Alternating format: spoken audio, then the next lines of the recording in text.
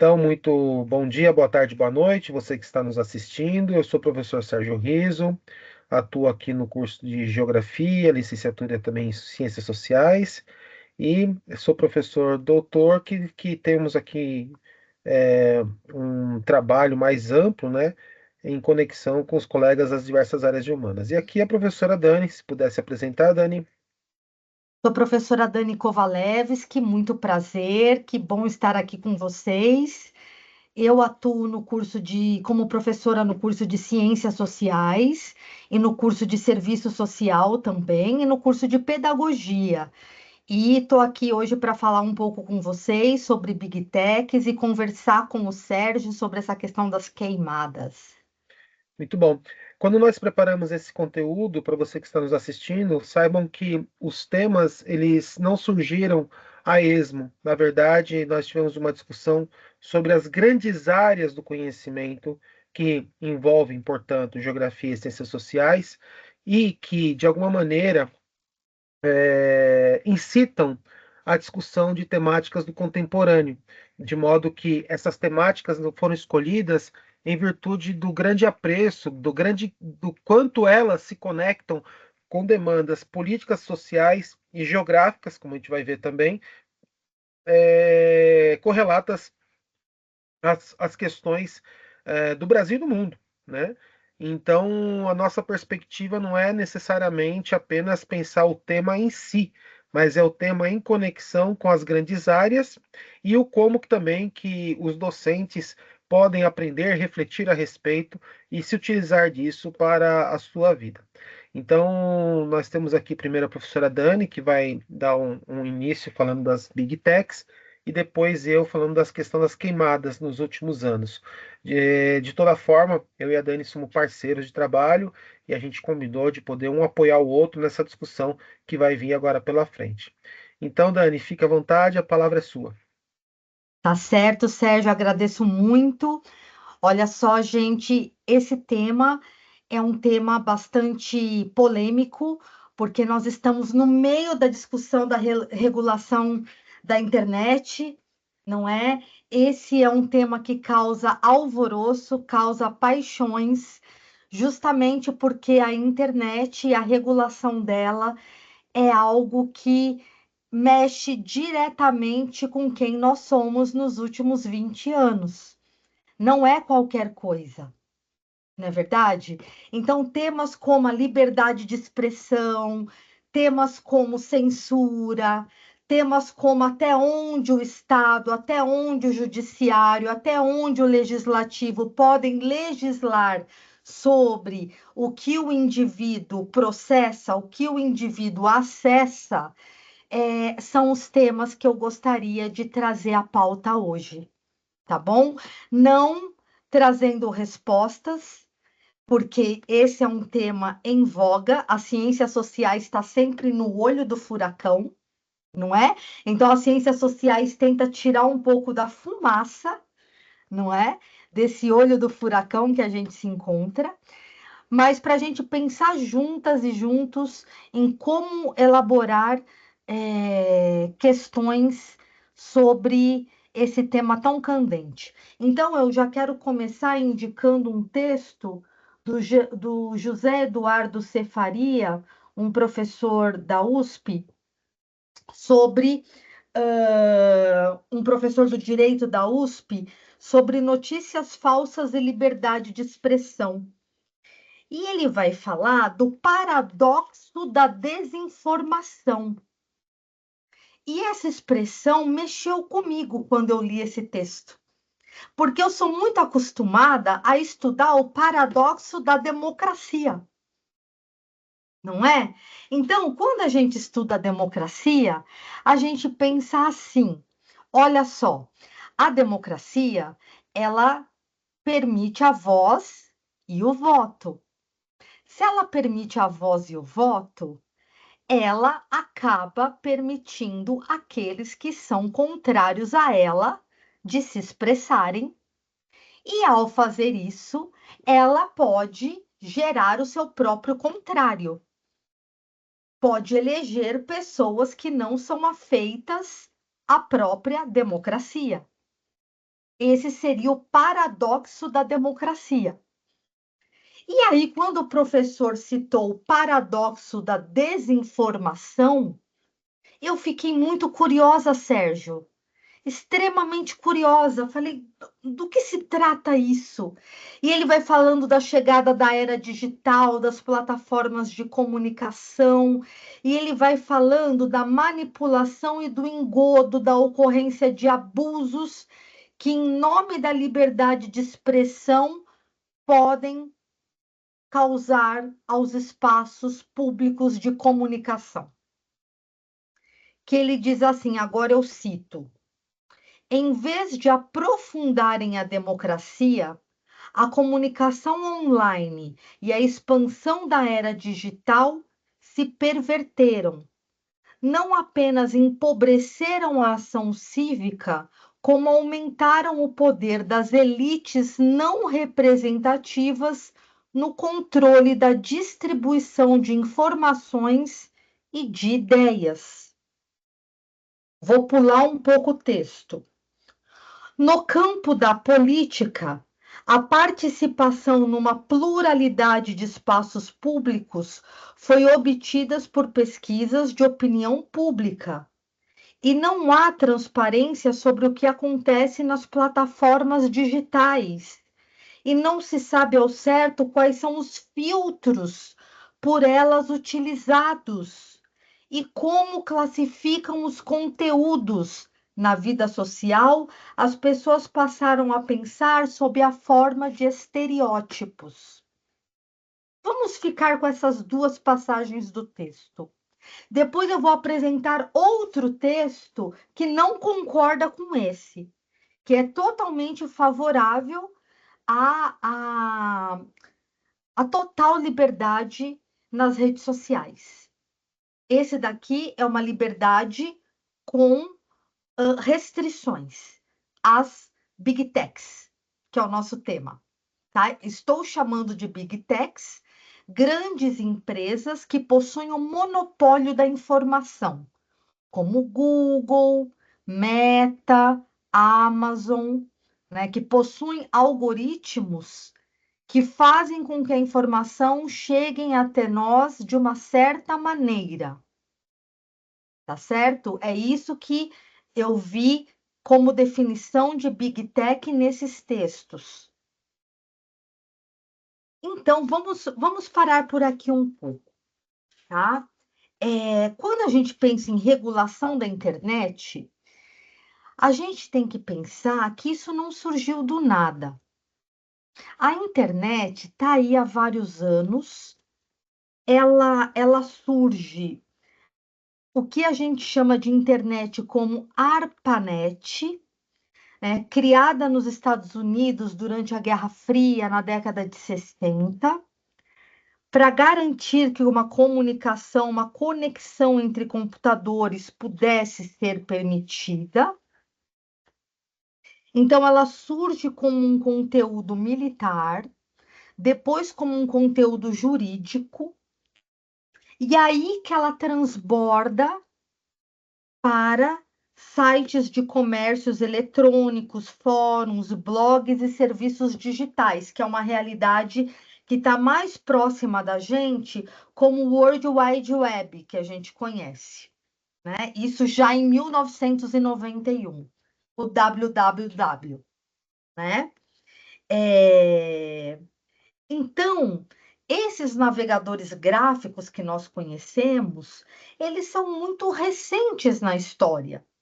E quando as coisas são muito recentes na história, embora tenham atingido uma profundidade muito grande na nossa maneira de viver, é algo completamente novo para a gente pensar sobre, porque foi muito rápido, né? O professor de política, Renato Janine Ribeiro, que foi meu professor na filosofia, ele diz uma coisa muito interessante para a gente pensar. Ele fala assim, Sérgio, que quando a gente pensa em tecnologia, o homem sempre produziu tecnologia, sempre, né? Desde lascar a pedra até as plataformas digitais, não é? Só que qual que é a diferença das plataformas digitais? Tem duas, ele diz, né? Que elas não têm uma utilização direta. A gente não usa as plataformas digitais para uma coisa concreta, como a gente fazia com a pedra lascada, não é? E elas influenciam muito na nossa subjetividade, no nosso modo de ser.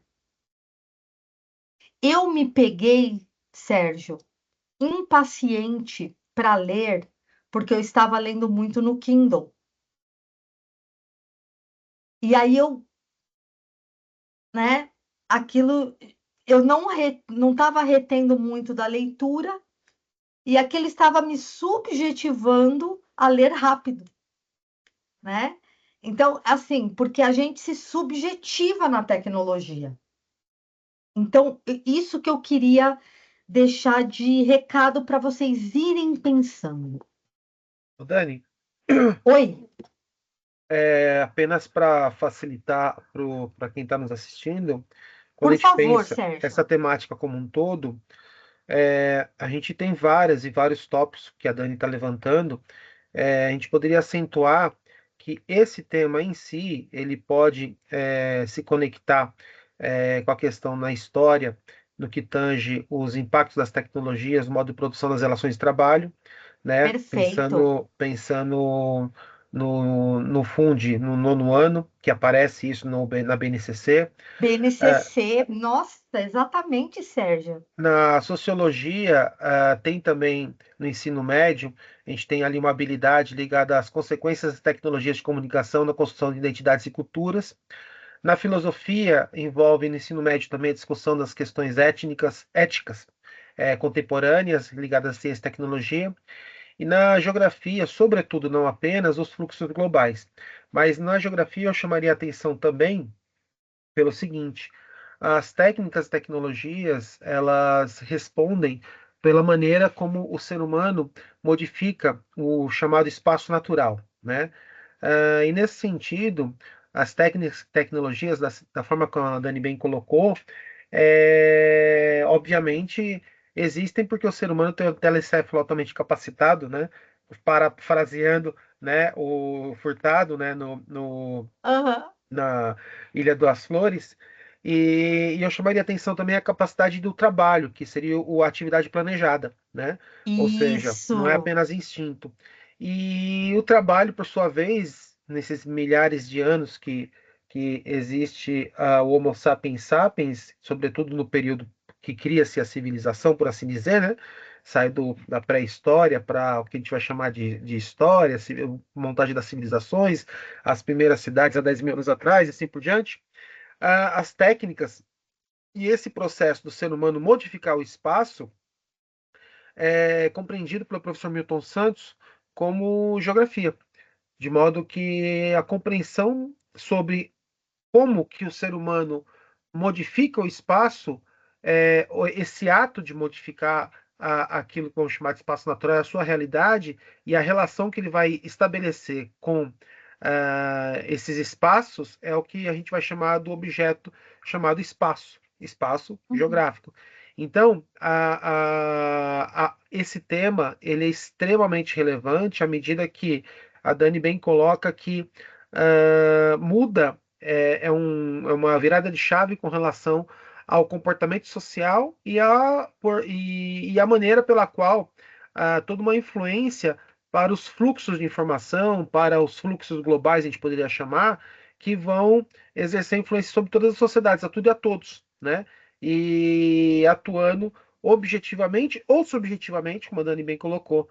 Então, aí que é uma potência disso que vai, em última instância, refletir nas diversas facetas da vida, né, Dani?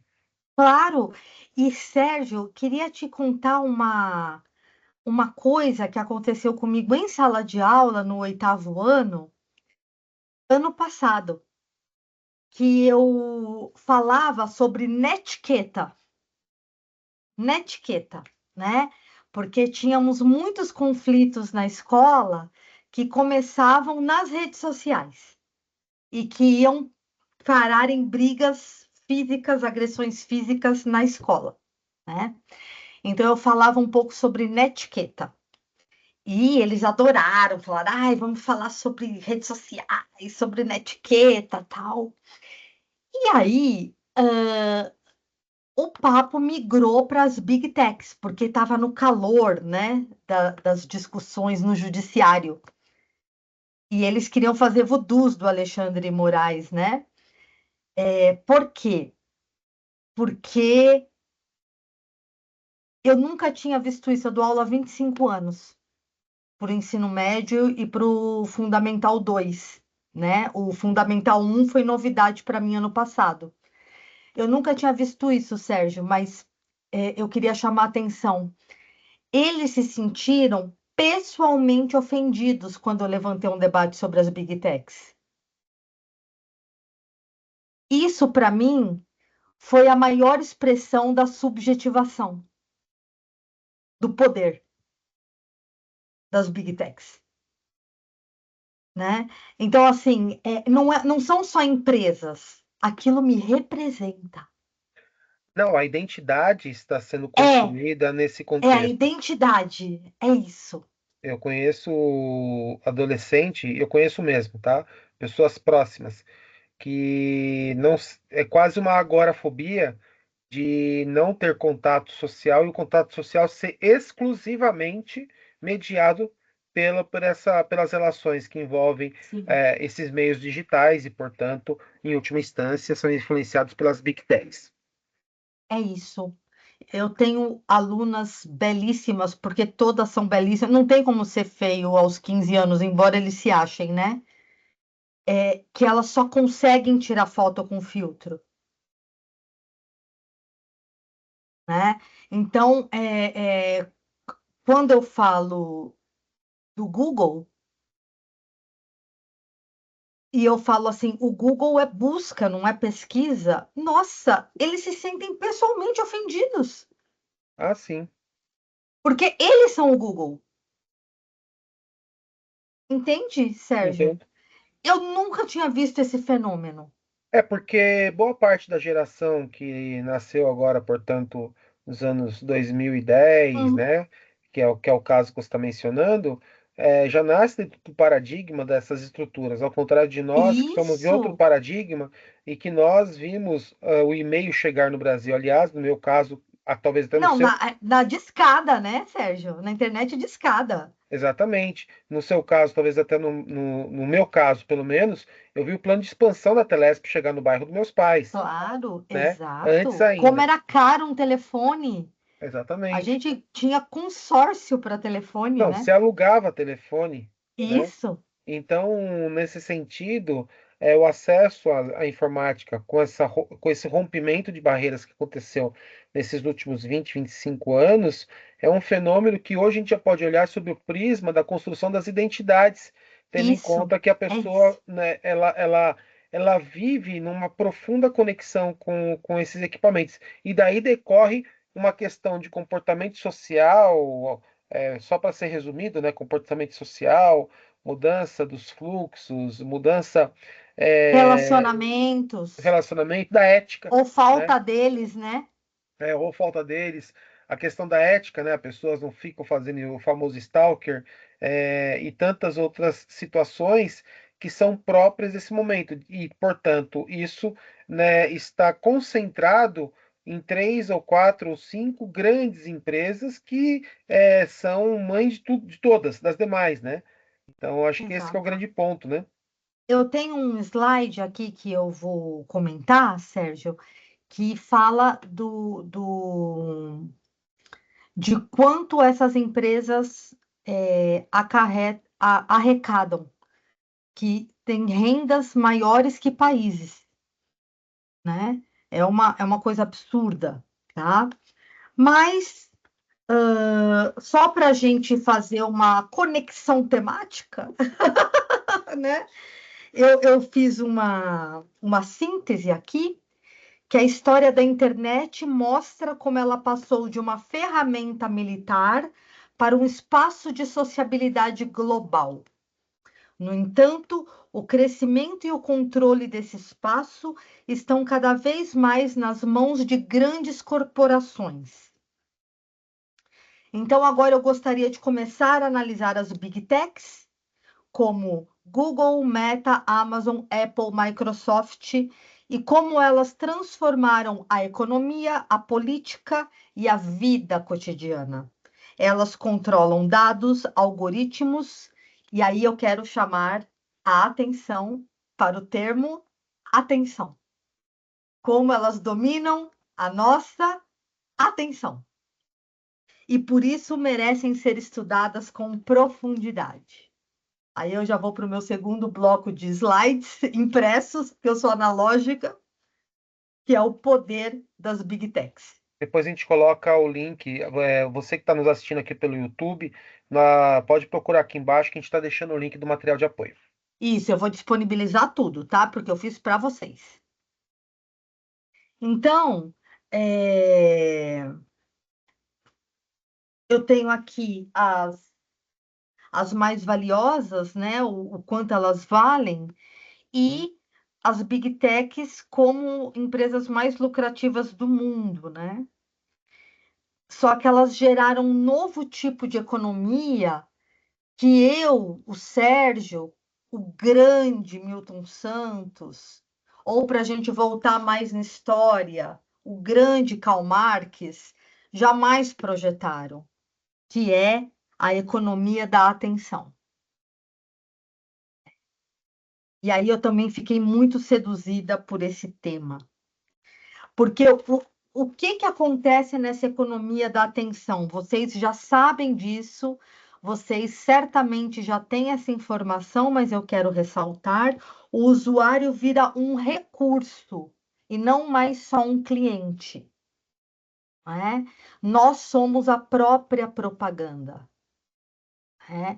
E nós concedemos nossos dados mais íntimos, nossos dados mais valiosos, permitimos gravações, permitimos notificações, permitimos, aceitamos acordos sem ler,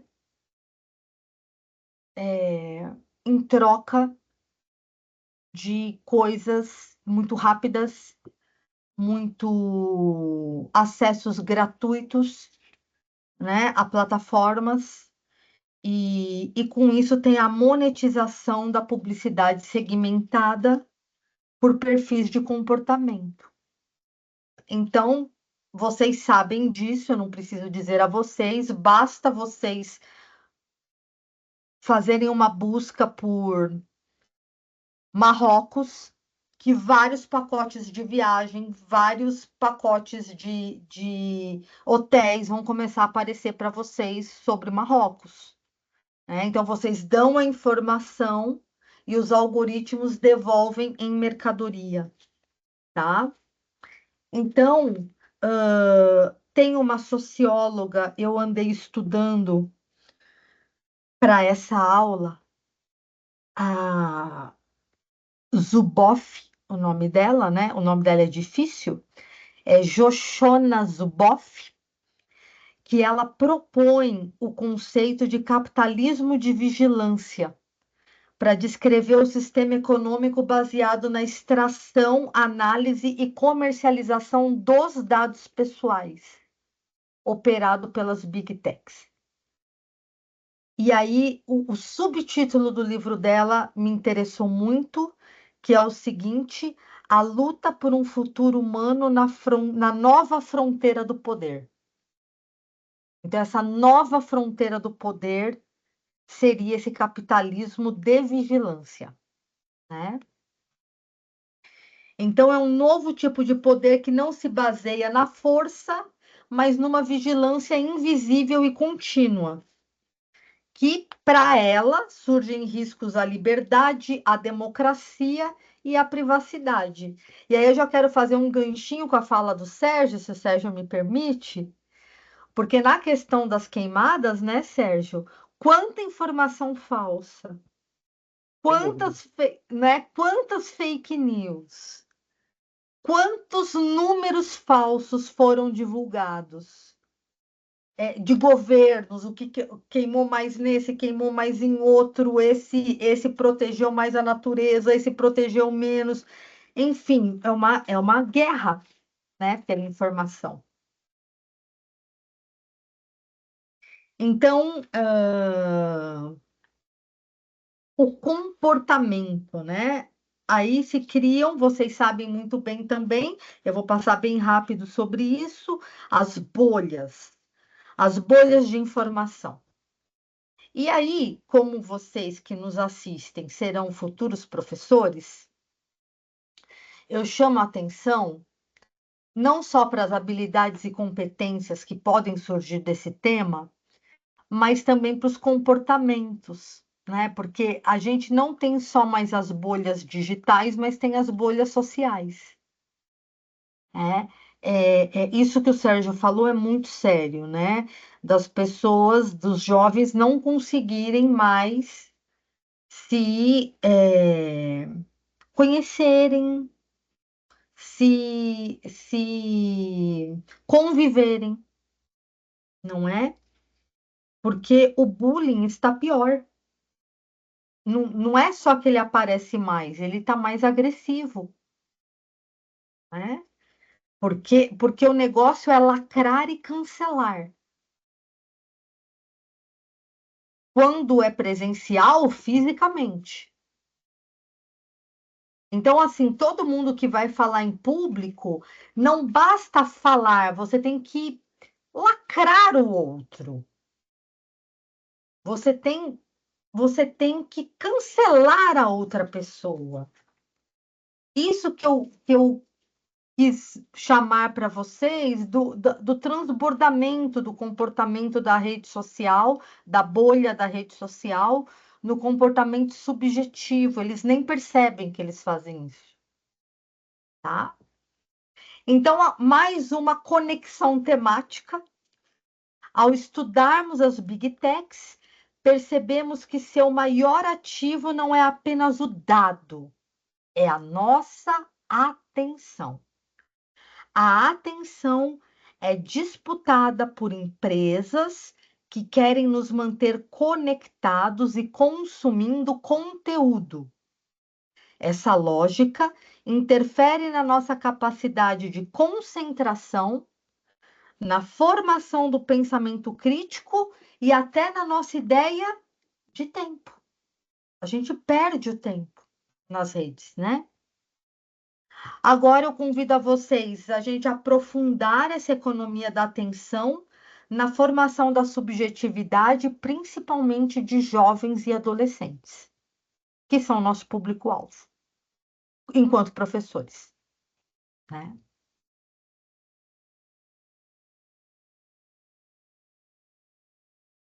Aí eu chamei esse bloco de economia da atenção, subjetividade e democracia. Não sei se eu estou indo muito rápido ou muito devagar, Sérgio, ou tá bom? Acho que tá ok, Dani. A gente só tentar, é, de repente. Acho que tá legal. Tá Mais ótimo. 15 minutos? Acho que Menos sim, que uns isso? Uns 20. Não, 12? não, uns 20. Fica à vontade. Tá bom. Ah, em 15 minutos eu termino, Sérgio. Tranquilo. Então tá. Eu e o Sérgio, para quem vai nos assistir, a gente trabalha muito bem. A gente consegue respeitar bem o tempo do outro. Então, tem esse conceito de economia da atenção, né? Dessas empresas que competem pelo nosso foco, por meio de anúncios, dados, influência comportamental, e que, pelo que eu estou analisando, é a nova moeda, é a atenção. Então é o TikTok que tem que ser aquele vídeo que tem que te pegar em 30 segundos, né? É tudo muito rápido, é tudo muito ligeiro, é pop-up, é meme, e eu tô mexendo assim que é para chamar a atenção de vocês. Então é tudo muito rápido, é tudo muito excitante, é tudo muito eufórico, né? E aí a gente está perdendo uma coisa que os professores precisam muito, que é a paciência do conceito, né? A gente precisa da boa e velha paciência do conceito. E aí, eu peguei umas falas do James Williams, que é ex-funcionário Google e formado em filosofia, que ele afirma que as plataformas digitais são projetadas para explorar nossas vulnerabilidades cognitivas e emocionais. Eu cito: elas utilizam design persuasivo para sequestrar a atenção dos usuários, tornando difícil manter o foco em atividades importantes. Fecha aspas. Ele argumenta que a atenção é uma forma de liberdade. Perdê-la é perder a capacidade de escolher. Eu achei muito legal essa frase. Que perder a capacidade de atenção é perder a capacidade de escolher. Né? E o que a gente tem muito na internet? Dopamina, né? Recompensas, likes, notificações, coisas chegando, WhatsApp, né? Então, o cérebro reconhece e depois precisa desses mecanismos de recompensa, tá? A gente sente prazer e quer repetir o comportamento. Estética da internet, selfies, performances.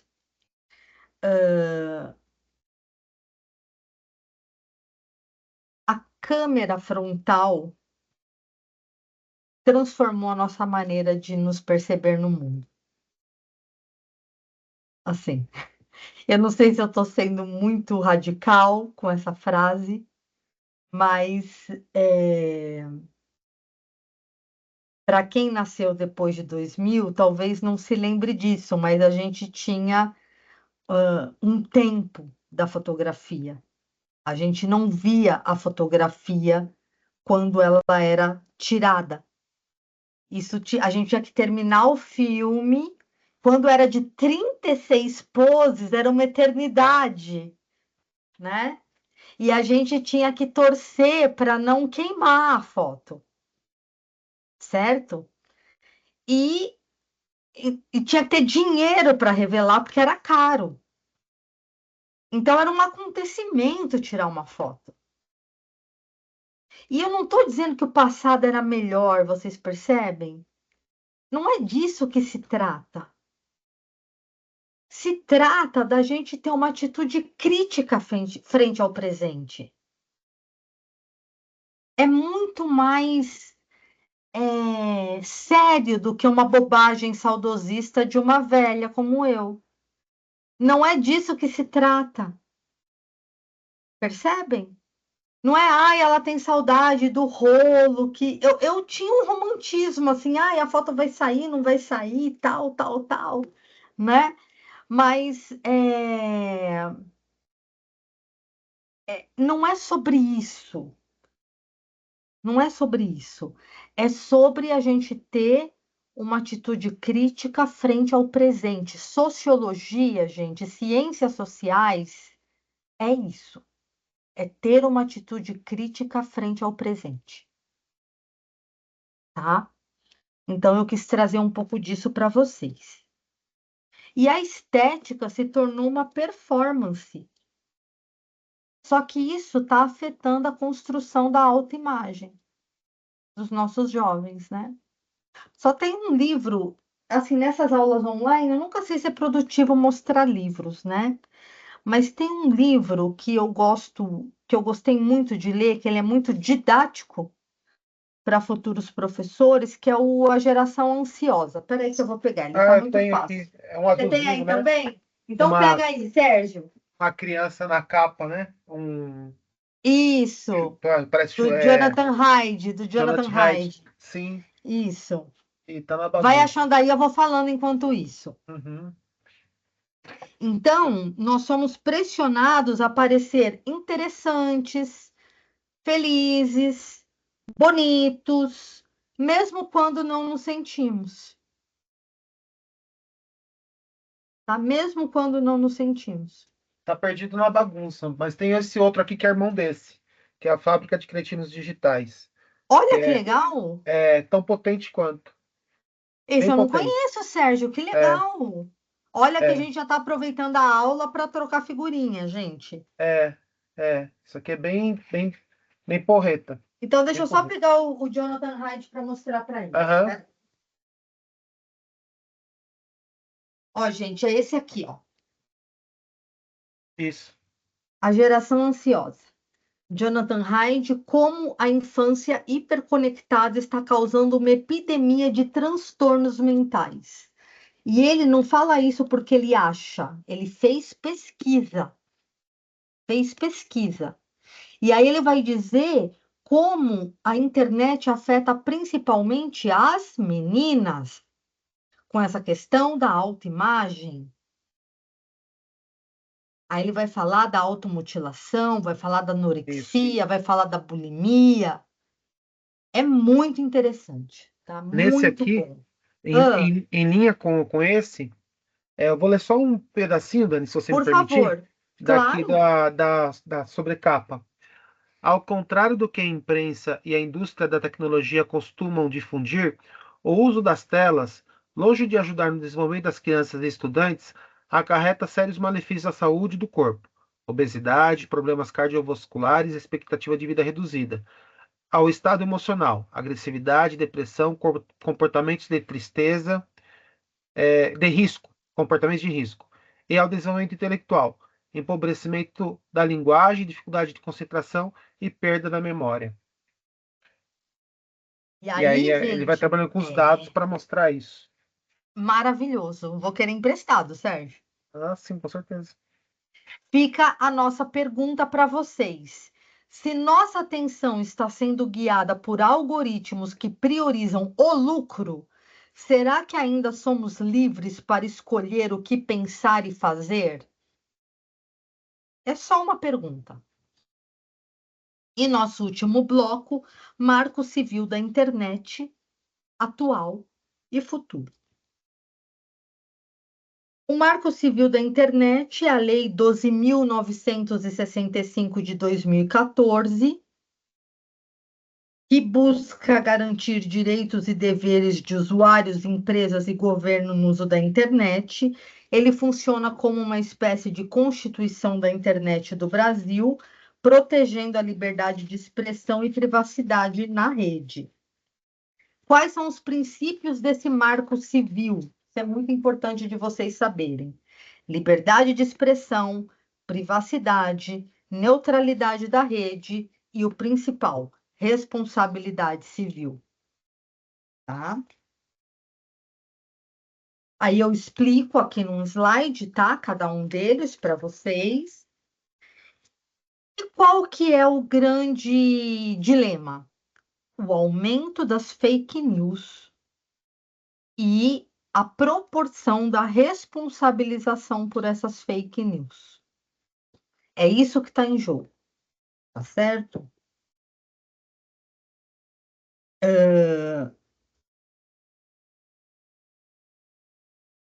Combater fake news exige educação digital, mecanismos de checagem e políticas de moderação eficazes que não abusem da censura. Então, eu acho bacana a gente pensar que ninguém quer censura. Quando a gente fala de liberdade de expressão com restrição, a gente está falando só que a liberdade de expressão ela esbarra em algo maior chamado dignidade humana, né? A dignidade humana é um princípio inegociável. Então, eu não tenho liberdade de ofender outra pessoa. Eu não tenho liberdade de ser um nazifascista na internet. Vocês entendem, gente? É sobre isso. Então, ninguém quer censurar as outras pessoas. O que se quer, o que se almeja, é que a liberdade de expressão esbarre num princípio maior, que é o da dignidade humana. Tá certo? Então, por exemplo, tem aqui um lobby das Big Techs que eu separei para vocês, porque eu fiquei muito chocada quando isso aconteceu, do Google, que colocou embaixo do seu logo: o PL das fake news pode piorar sua internet. Colocou na página de início do Google Chrome, né? Não sei se vocês se lembram disso, mas eu printei que fala, né? A tela e guardei, né? Porque eu falei, isso é um documento histórico, né?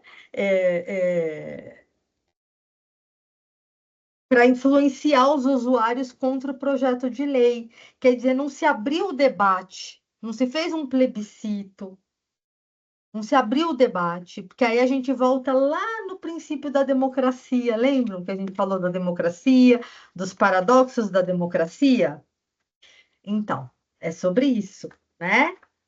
E aí, eu acho que a gente tem que fazer um enorme debate público sobre isso, porque a democracia exige um diálogo aberto e a participação de todos.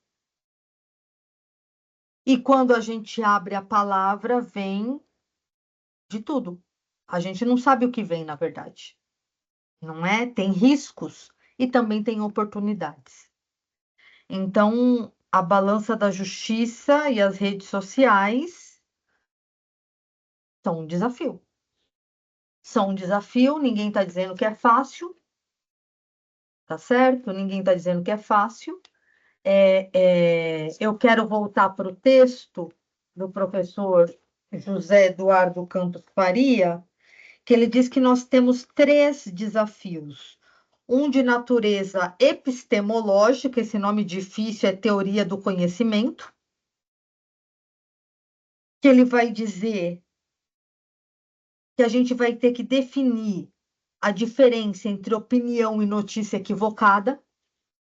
Não é fácil, porque hoje todo mundo comenta sobre tudo, de perfume a notícia, os influencers. O segundo problema é de legitimidade. Quem é que tem autoridade para definir o que é falso? E o terceiro problema, que é de natureza jurídica, que envolve a tensão entre liberdade de expressão assegurada pela Constituição e a dificuldade de definir objetivamente a distinção entre o que é apenas uma informação equivocada e o que é má-fé. Genial o texto, né? Eu acho tem 3 páginas o texto e é maravilhoso. E aí tem um outro texto que eu quero recomendar para vocês: Redes Sociais e Liberdade de Expressão, do Herbert Alkeres, muito bom, que ele vai ser contrário, ele vai responder o José Eduardo Campos Faria, porque a democracia é isso, né? E ele vai dizer: as Big Techs prestaram enormes serviços ao democratizar a informação e horizontalizar a participação política dos cidadãos, mas, paralelamente, trouxeram novos problemas que exigem respostas satisfatórias. Mas ele vai defender, né, que elas não sejam reguladas, porque ele acha que o benefício é maior que o malefício, tá? Então, ah, ele acha que tem que ter um ponto de equilíbrio que vai surgir das próprias redes. Tá? Então, são dois argumentos para vocês pensarem sobre dois professores do direito. Então, é muito interessante. E para terminar mesmo, Sérgio, um convite para debates e reflexões. Como jovens cidadãos, vocês estão no centro dessas transformações.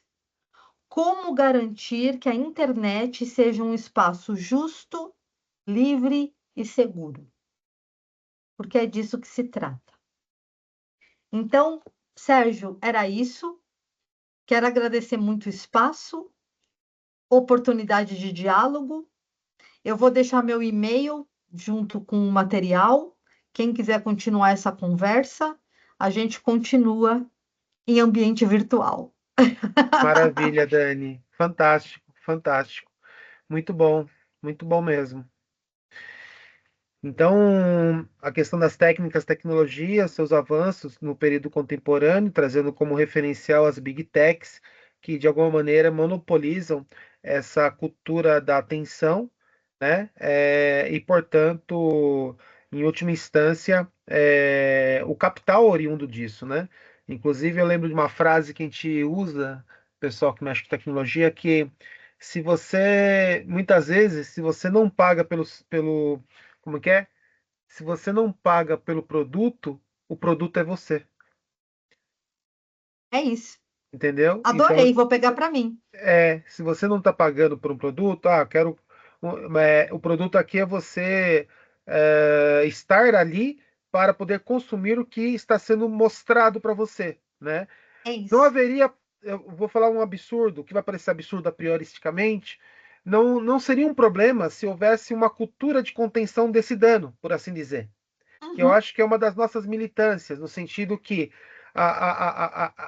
o momento em que pese a influência do capital por conta desse processo todo, é, não tem volta.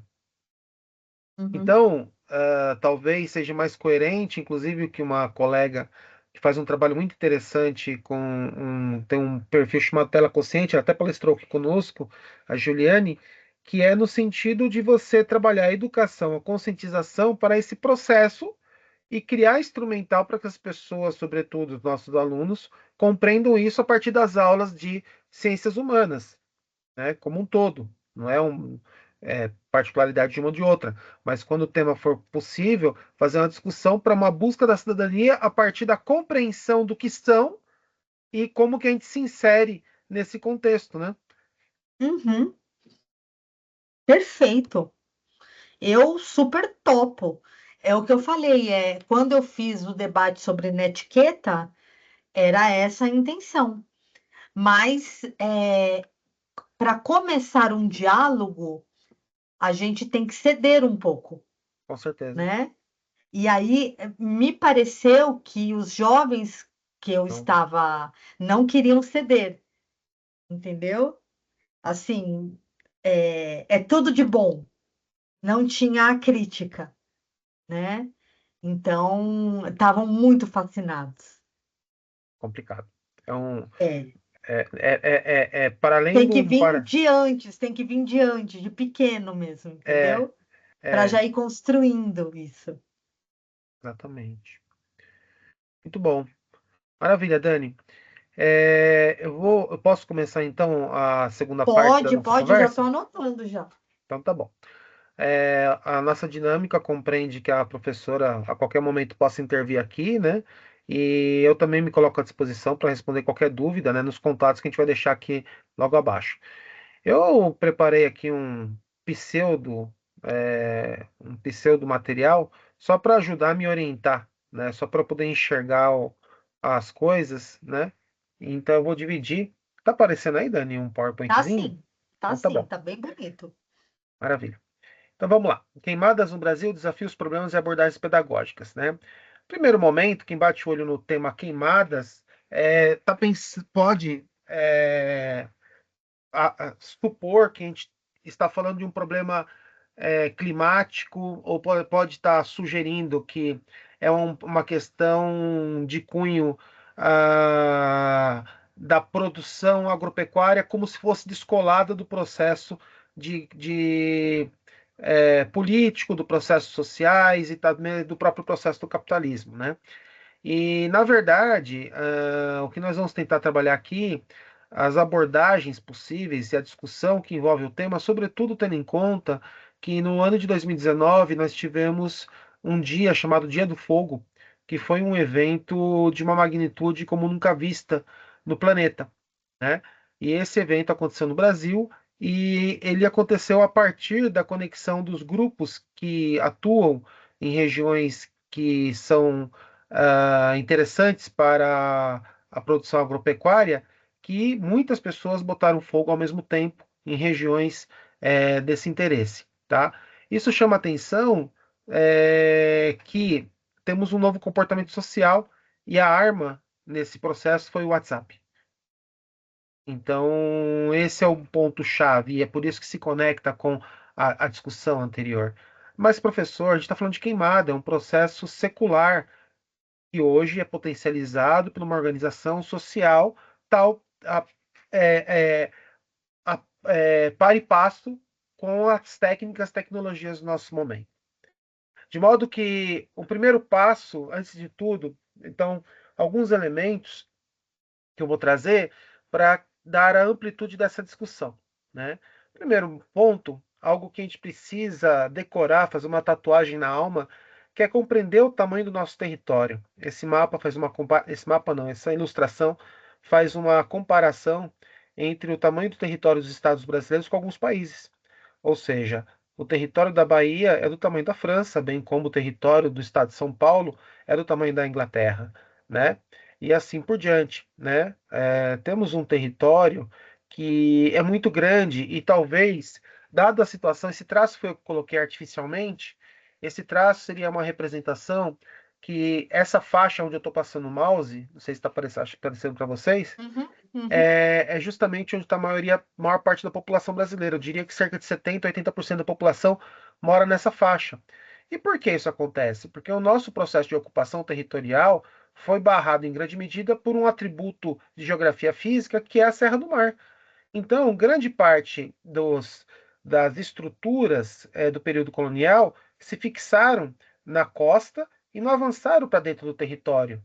Quando eu digo para dentro, é avançar quilômetros, né, no sentido oeste. E com isso, boa parte das nossas capitais estão no litoral. Basta ver as capitais do Nordeste, com exceção do Piauí, todas são cidades litorâneas, né? No Sudeste, em que pese São Paulo não estar no litoral, mas a gente tinha a primeira capitania que foi São Vicente, né? Uhum. E, portanto, daqui a gente tem uma leitura muito simplória, mas da ocupação territorial do Brasil e, portanto, dos vazios demográficos que vão existir em toda essa faixa, que é pequena? Não, não é pequena, porque ó, cabe só no estado do Mato Grosso é o território da Venezuela, assim como o estado do Pará é o território de uma Angola, assim como o território do Amazonas é o território de uma Mongólia, né? E assim por diante. Então, no nosso imaginário, é importante a gente atualizar o nosso mindset, né? Tendo em conta que o território do Mato Grosso do Sul é o território de uma área análoga ao território da Alemanha, né? E essas informações, por conta das convenções que nos são passadas, às vezes nos dão a sensação de que a Espanha ela é muito maior do que na verdade é, sendo que ela tem um território do tamanho do estado de Minas Gerais, né? Então, esse ponto eu acho bastante importante. E, portanto, tendo em conta isso, a gente vê aqui o mapa da demografia com o mesmo traço, cada pontinho vermelho equivale a 10 mil habitantes, né?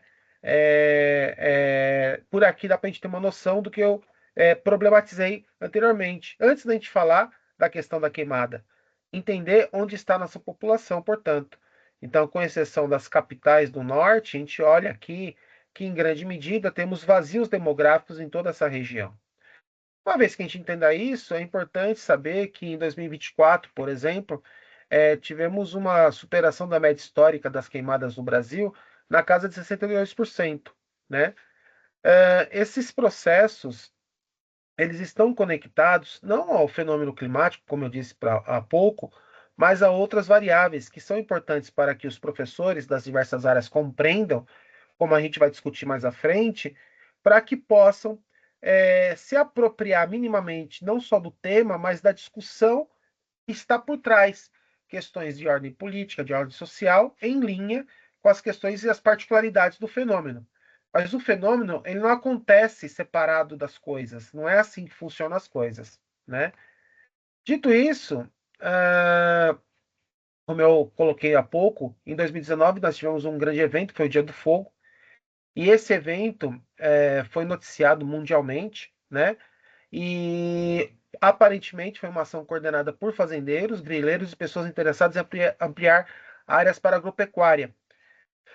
O que significa isso? Né? Como nós vamos ver mais à frente, nós temos muitas áreas no Brasil que têm biomas que são protegidos por lei, né? Biomas que fazem parte de parques nacionais e assim por diante. E que, de alguma maneira, ou áreas de proteção, ou territórios da própria União. E, de alguma maneira, quando você coloca o fogo, nós temos ali que boa parte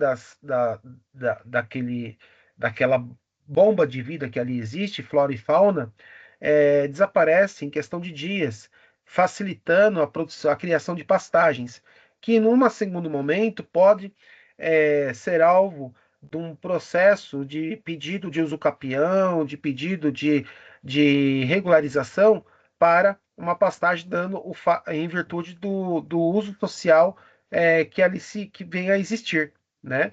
Então, é uma questão que não é uma questão é, apenas do contemporâneo, só que o contemporâneo é potencializado pelas técnicas. O contemporâneo é potencializado pela necessidade de monopólio do capital. E essa que é parte da nossa discussão, né? E é por isso que se conecta com as demais áreas do conhecimento, não é uma particularidade da geografia, né? Eu estou deixando aqui nesse material um link também para essas matérias, né, que falam especificamente desse tema, dessas queimadas de sequência que chamaram muita atenção, né? De modo que, à época, né, houve até a suspeita que os incêndios foram combinados por fazendeiros do oeste do Pará, de forma a demonstrar o apoio ao então presidente Jair Bolsonaro, que naquela época o governo via sofrendo pressões domésticas e internacionais pelo aumento de incêndios na Amazônia, né? É, então, esse processo todo, ele vai culminar numa pressão para que você possa ampliar o monopólio de grandes fazendeiros, né, por terra, e também toda uma subjetividade decorrente disso que vai ser alinhada a uma bandeira política, né, que envolve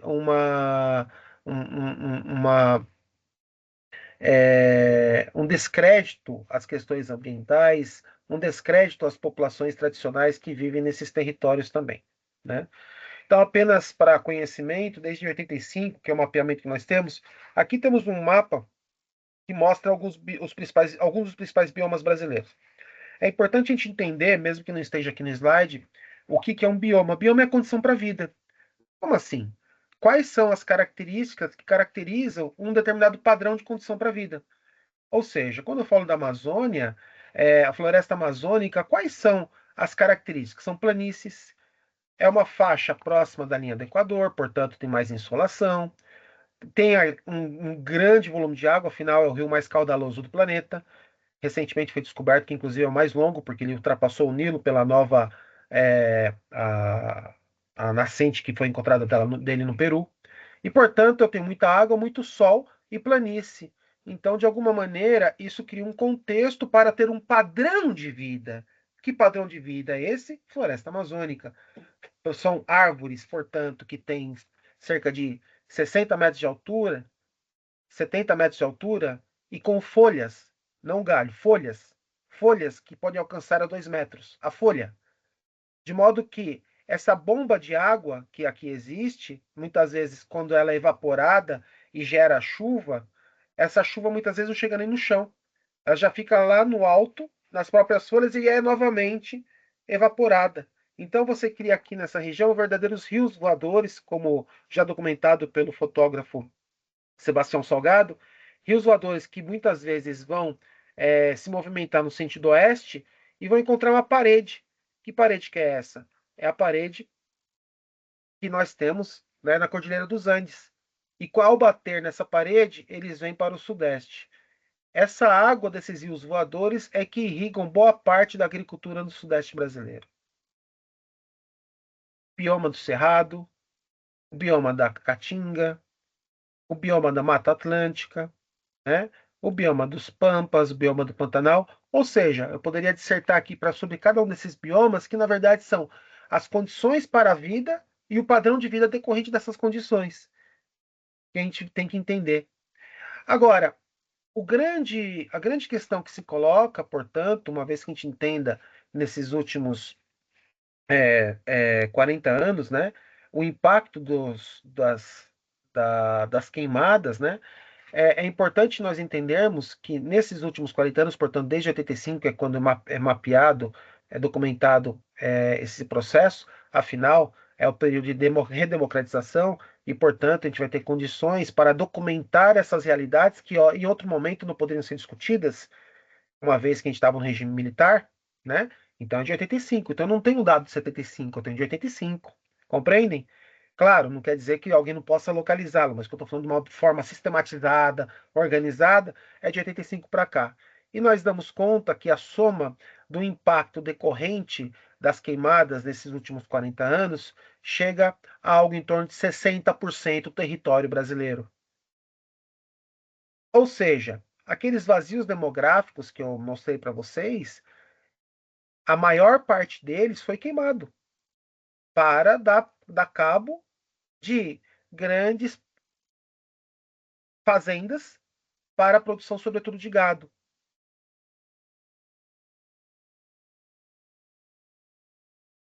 O Brasil tem 851 milhões de hectares e, de 85 para cá, 514 milhões de hectares foram queimados. A saber que, nos últimos anos, tivemos movimentos mais impactantes desse processo, sobretudo em 2019.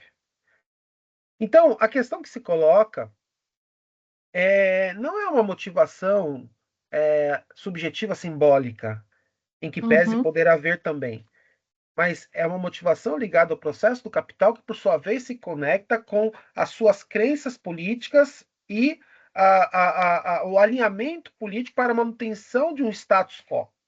E é isso que nós precisamos entender. Em que pese também observar que esse fenômeno teve realmente um impacto nos últimos cerca de 5 anos atrás, mas é importante a gente dar conta também que é um fenômeno que já fritou 60% do território brasileiro nos últimos 40 anos. Qual o significado disso? Mas a gente não teve governo de Exatamente. esquerda, não teve governo de social-democracia. Como é que é isso? Né? Então, eu posso até suscitar uma discussão no sentido de que temos, então, um poder paralelo nesse território, nesse país. Como é que é isso? Ou não tem fiscalização suficiente?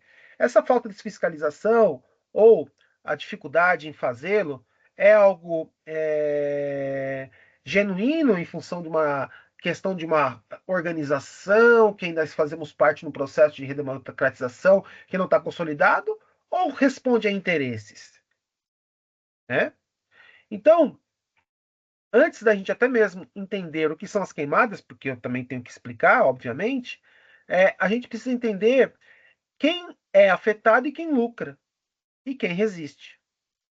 De modo que o nosso esforço como professores, que são os alunos que aqui estão, envolve, portanto, é, uma compreensão entre ambiente, política e sociedade.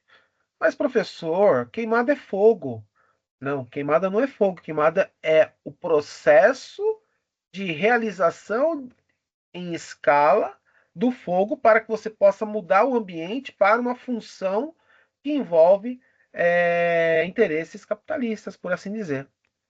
De modo que esse tema tem uma grande transversalidade, porque não é apenas um problema ambiental, como eu acabei de colocar, mas um fenômeno ligado ao modelo de desenvolvimento, à política, à luta por terra e território e às condições de trabalho rural, entre outras coisas. Sérgio, eu acho que é legal a gente também pensar nas leis 10.639 e 11.645, As não é? legislações, sim. No estudo de história da África e dos estudos dos afrodescendentes no Brasil e dos povos originários, Com né? certeza, Porque afinal eles isso não vão vai ter direito à resvalar, terra, né, né? dos quilombolas e dos povos originários, isso vai resvalar diretamente nesses povos, né? Com certeza, com Que certeza. vivem de forma sustentável. Sem dúvida. Até porque é interessante que o que você coloca, à medida que a gente compreende que no processo é, de acesso ao território agrário, as legislações que a gente vai ter ainda na República Velha vão ser de que, para ter acesso à terra, a pessoa tem que ter bens. Então, a Lei de Uhum, Terras de 1850, né, que seria uma tentativa, nem sei se eu posso dizer isso, mas é um documento, por assim dizer, que coloca esse parâmetro, de modo que o acesso à terra há cerca de cento e poucos anos atrás, há 150 anos atrás, 170 anos atrás, ele já é pensado numa condição de desigualdade, né? E se assim o é, os grupos, vamos chamar por hora de grupos culturais, só para dar um termo aqui, né? Os grupos, as sociedades específicas, né? Que passaram pelos processos de escravidão, pelos processos de exclusão, vão encontrar guarida em determinados territórios, que por sua vez vão fazer um tipo de atuação no território para a produção agrícola, sobretudo agropecuária, específica e com um relativo equilíbrio. Equilíbrio esse que é quebrado com esses processos que a gente coloca aqui, né? uhum. E são das queimadas nessa escala que a gente está colocando. Então, eu até separei um trechinho de um documentário, A Pata do Boi. Eu queria dividir. Essa aqui é a síntese do documentário, ela tem 5 minutos. E eu queria dividir porque fica fácil para a gente compreender esse processo que a gente vai discutir logo na sequência. Perfeito. Pro, você pode me dizer se está com áudio? Posso. Opa, calma aí, deixa eu voltar aqui. Não está. Não? Então, deixa eu Não. compartilhar novamente.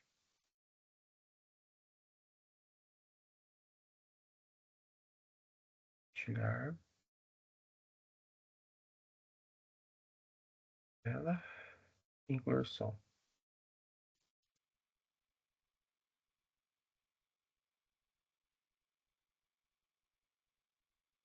E agora? A Amazônia tem Agora atualmente sim. mais de 85 milhões de cabeças de gado. Na década de 1970, o rebanho era um décimo desse tamanho. Então, na década de 70, nós tínhamos cerca de 8 milhões de cabeças de gado. Hoje, nós temos 85 milhões de cabeças de gado, apenas na Amazônia. Eu não estou falando de todo o Brasil. Uhum. E a floresta estava quase intacta. Desde então, a vegetação e as árvores vêm sendo devastadas para dar lugar às pastagens. Essa história é contada no documentário Sob a Pata do Boi, que pode ser assistido na plataforma online gratuita Videocamp.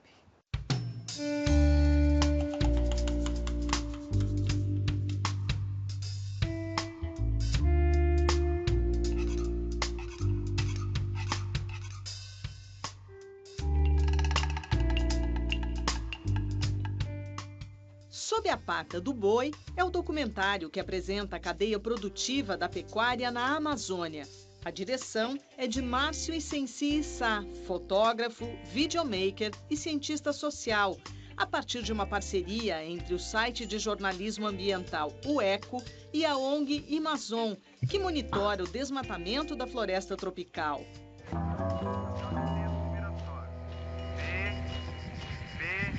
Derrubaram tudo. BTR-2, vamos precisar de facão e motosserra. Na década de 70, 1% da Amazônia só estava desmatada. Tá? Hoje você tem 20%. E esse processo é feito fundamentalmente através da abertura de estradas e a pata do boi. A Amazônia é colonizada pela pata do boi. Como o boi acabou sendo o principal motor da entrada do homem na floresta por diversos motivos. Então o filme até conta de colonizadores que chegaram com o boi andando. Acho que o imaginário, né, da população brasileira que não vive no norte do país, quando pensa em Amazônia, geralmente as imagens que vêm, né, são do índio, né, da floresta, da arara.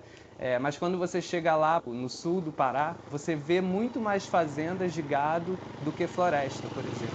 Meu avô desmatou Mata Atlântica, o meu pai floresta amazônica. Só que hoje, eu não admito quem hoje está desmatando. A partir do momento em que se percebe a influência que essa cadeia tem nos processos de degradação florestal da região, começam então movimentos para tentar restringir a forma desordenada e descontrolada que a pecuária vinha expandindo na Amazônia. Primeiro, quando o Greenpeace lança um relatório chamado A Farra do Boi, em que ele denuncia esse processo, e na sequência o Ministério Público Federal busca então fazer um ajustamento de conduta, né, com frigoríficos operando na região, para que eles passassem então a monitorar a sua cadeia.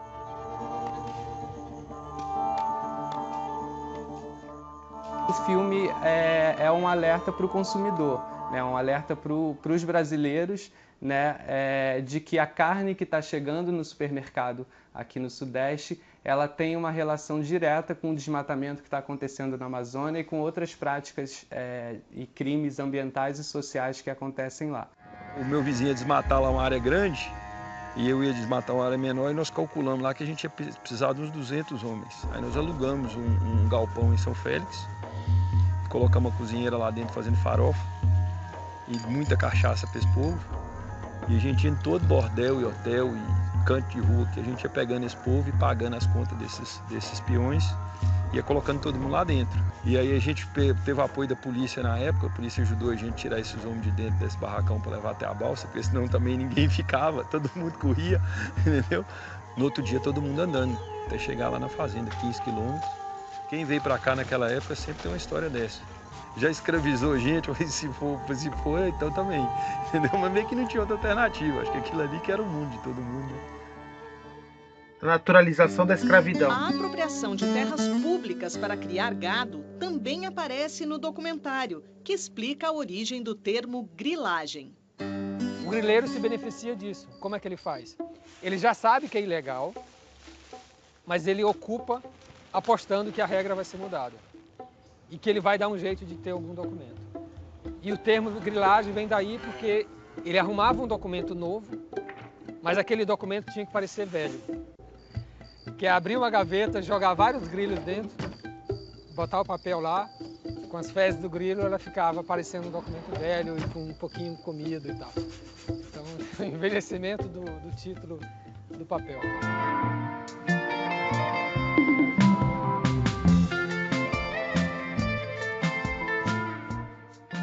Todos os dias, pelo menos 18 mil cabeças de gado são abatidas na Amazônia sem nenhum tipo de monitoramento ambiental. Eu acho que é um momento importante da gente manter esse assunto na pauta, manter essa pressão da sociedade, para que todos esses atores que já estão conversando, de fato, deem passos reais em direção a um monitoramento completo da cadeia. Eu acho que a gente precisa de um projeto muito mais inteligente para a floresta amazônica do que transformá-la em pasto. Para assistir o documentário, basta entrar e se inscrever no site videocamp.com. Pula, boi! Pula, boi! Pula, boi!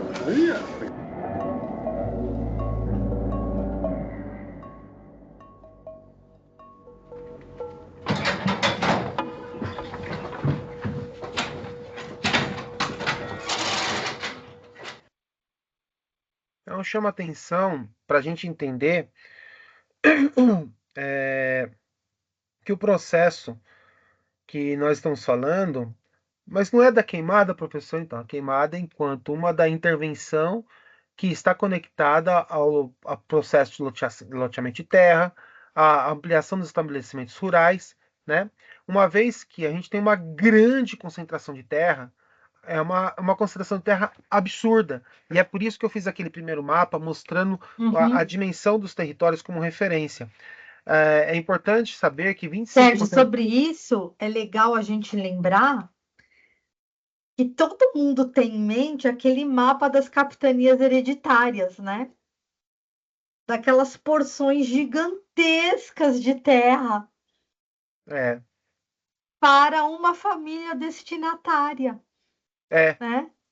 Eu acho que já, assim, as coisas já começam daí, né? Quando a gente tem uma dinâmica no curso de Geografia Agrária, Dani, que eu pego para discutir o território, o desenho do território do Pernambuco, e ele bate exatamente com a capitania hereditária.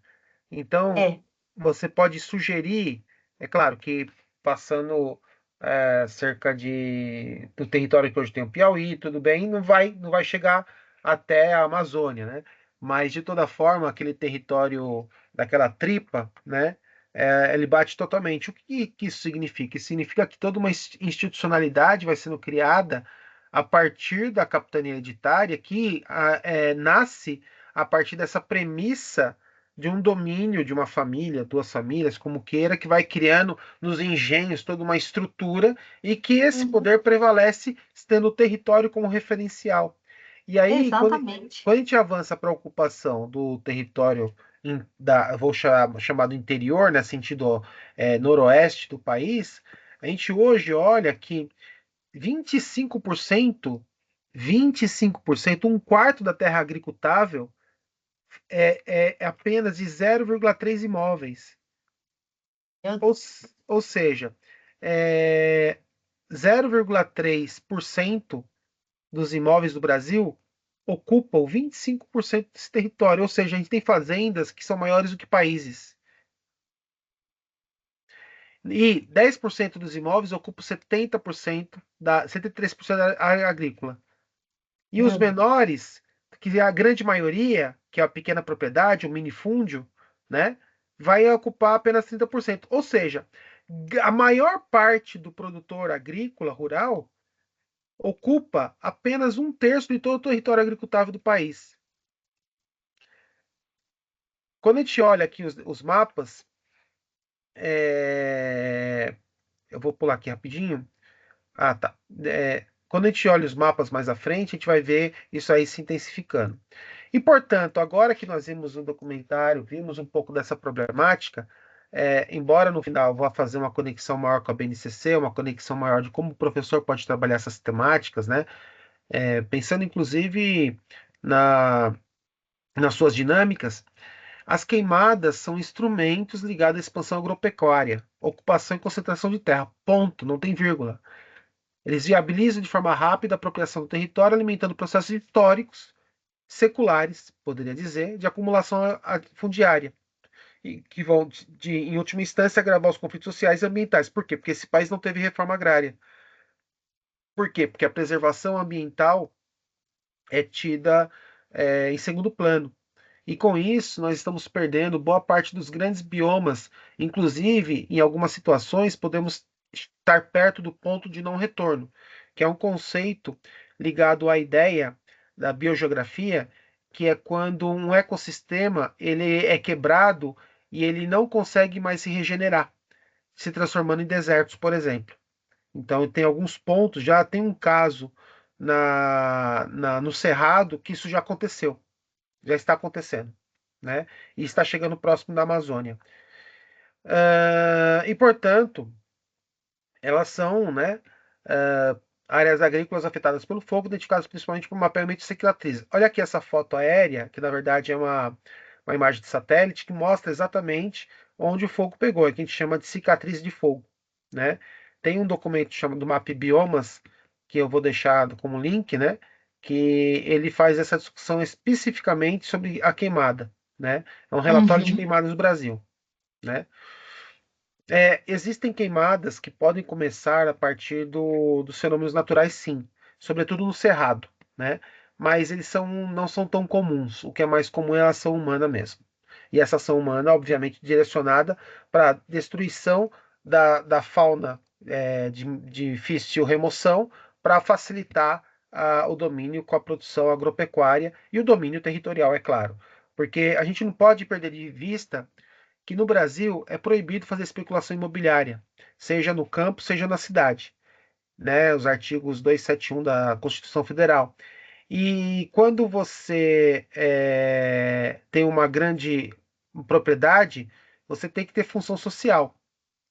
E a função social, muitas vezes, coloca lá 10 cabeças de gado e, tendo em conta todo um arranjo político regional, esse argumento que é utilizado para dizer que está tendo uma função social. Por quê? Porque tem 10 cabeças de gado, quando, na verdade, está se fazendo um trabalho para poder regularizar um território que foi obtido a partir da queimada. Exatamente.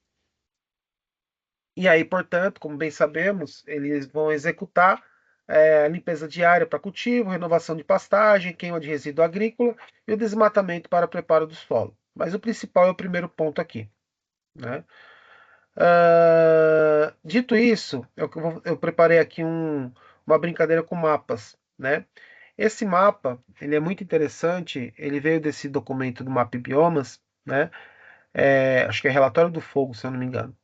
E ele mostra a extensão das queimadas acumuladas de 1985 a 2024. Estão observando que aqui a gente parece ter um desenho, né, nessa diagonal, então os pontinhos vermelhos, a área de queimada, né? Por quê? Porque nós temos, portanto, nesse traço que eu estou fazendo aqui, onde está a população principal, parte demográfica do país, sei lá, 70% da população brasileira está nesse desenho que eu estou passando pelo mouse, né? Sim. Que são as áreas urbanas que estão próximas à costa, por razões que já explicamos aqui. Essas áreas todas aqui, que estão próximas do bioma da floresta amazônica, né, são os que estão sofrendo pressão de áreas de queimada. Olha que interessante o que eu vou fazer na sequência. Eu fiz esse traço, ok? Esse traço mais ou menos delimitando a maior incidência das queimadas nos últimos 40 anos. Vamos para o próximo slide. Aqui eu pego a concentração fundiária, mantendo aquele traço.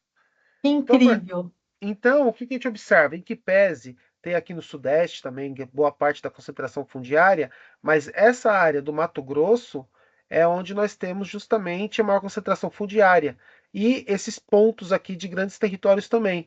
Então, eu poderia dizer que na região do Noroeste Paulista, caminhando para o Mato Grosso do Sul, existe uma tensão também de grandes propriedades, não há dúvida disso, mas essa região aqui do Mato Grosso, a gente vai ter uma grande potência.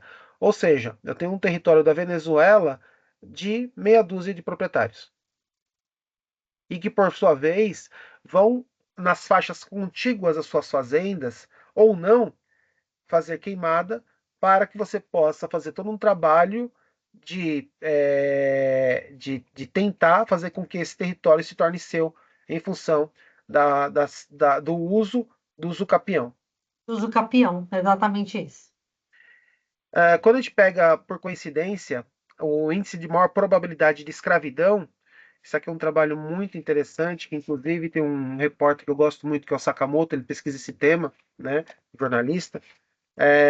Aqui onde tem as bolotas, é onde teve a presença de escravos, né?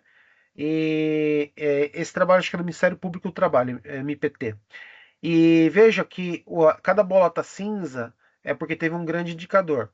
É claro que aqui é probabilidade. Então, o que está em vermelho é probabilidade em virtude dos indicadores, né? Uhum. E a bolota é quando houve a ocorrência propriamente dito, com o boletim de ocorrência e tudo mais. E aí, quando a gente passa para o nosso traço, lembra o traço? De novo sobressai. Exatamente, né? Então, nessa região do Pará, o processo de ocupação territorial decorrente de você limpar o bioma, né, com queimadas, também propicia a utilização de um trabalho escravo para a realização de atividades, assim como a gente viu naquele documentário. Exato. Nossa, a naturalidade com que o cara falou da contratação. Exatamente. Não é? E esse processo é um processo contemporâneo. Eu estou deixando um link aqui, porque não vou tomar muito tempo, mas sim, nós temos escravos e lucramos com eles. Esse aqui é um TEDx do Sakamoto, Ah, legal. deve ter uns 10 anos, tá? Ele não é muito novo, porque o Sakamoto ele continua pesquisando o assunto, ele inclusive vive dando furos sobre questão de descoberta de trabalho escravo, inclusive ele estava envolvido naquele último caso lá no sul do Brasil, né? Com trabalhadores argentinos trabalhando com uva, né? Mas tem muitos casos. É muito recorrente, né? E ele tem esse vídeo que eu vou deixar o link para todo mundo aqui assistir depois, tá? Da mesma forma, eu tenho aqui um vídeo que é muito longo, eu gostaria de passar só os primeiros minutos, que envolve a política da gestão do território. E logo na sequência a gente vai falar de BNCC e as estratégias de aula decorrente dessa pequena apresentação inicial. Esse vídeo, bom, ele fala por si só, na sequência a gente faz a análise, mas não vou passar ele todo não, só o comecinho dele. Aqui no Acre, são 53 unidades de conservação.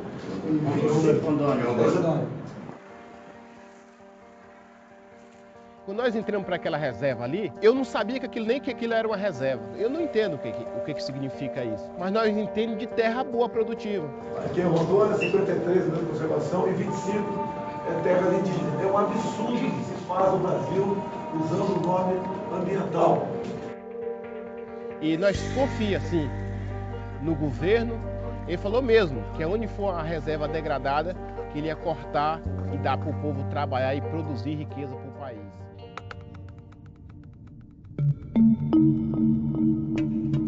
Isso, sem terra de direita. É esse o tema.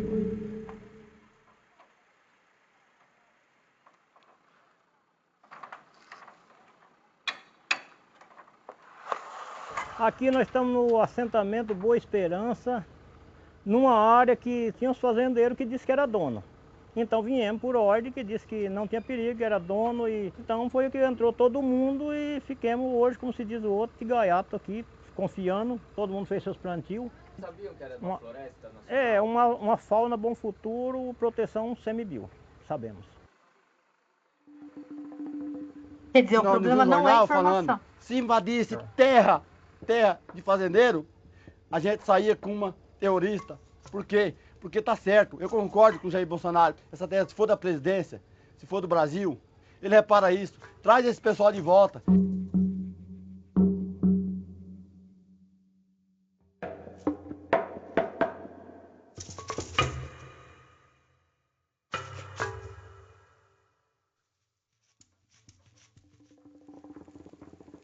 Agora, quando vocês vieram para cá, vocês compraram a terra de um fazendeiro? Não, viemos como eles estavam aduando essa terra para nós colonizar. Quem estava aduando? Se a gente dizer o quem, a hora que vocês viram as costas, eles matam a gente. Então é melhor a gente não identificar nome de alguém.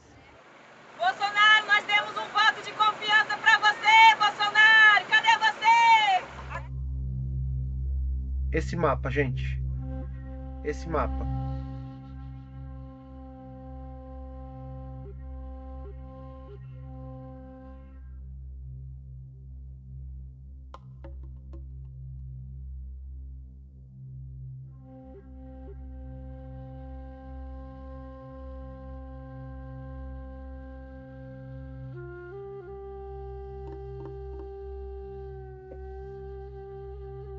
Isso é uma área de proteção ambiental, mapa. Faz parte da floresta estadual.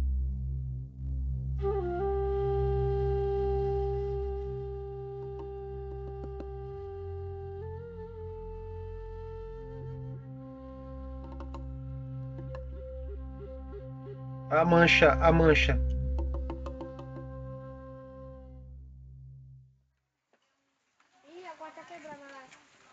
Então, bom, só mais esse trechinho.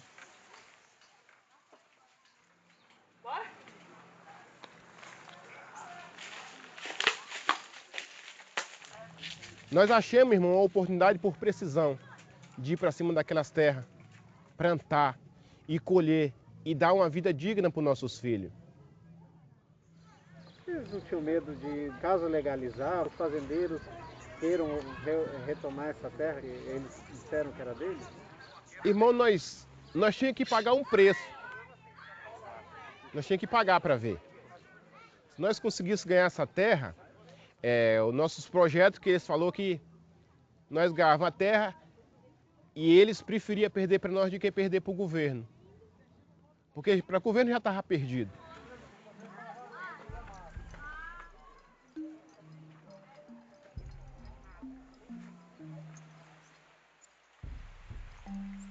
O que acontece em Rondônia, eu chamo isso de agrobandidagem. Não se trata de movimento social. São movimentos econômicos e políticos patrocinados por fazendeiros, por comerciantes, por políticos locais que induzem a invasão de áreas protegidas. Eles patrocinam isso aí, no sentido de que levam poceiros que precisam de terra, eles induzem para criar uma situação de irreversibilidade.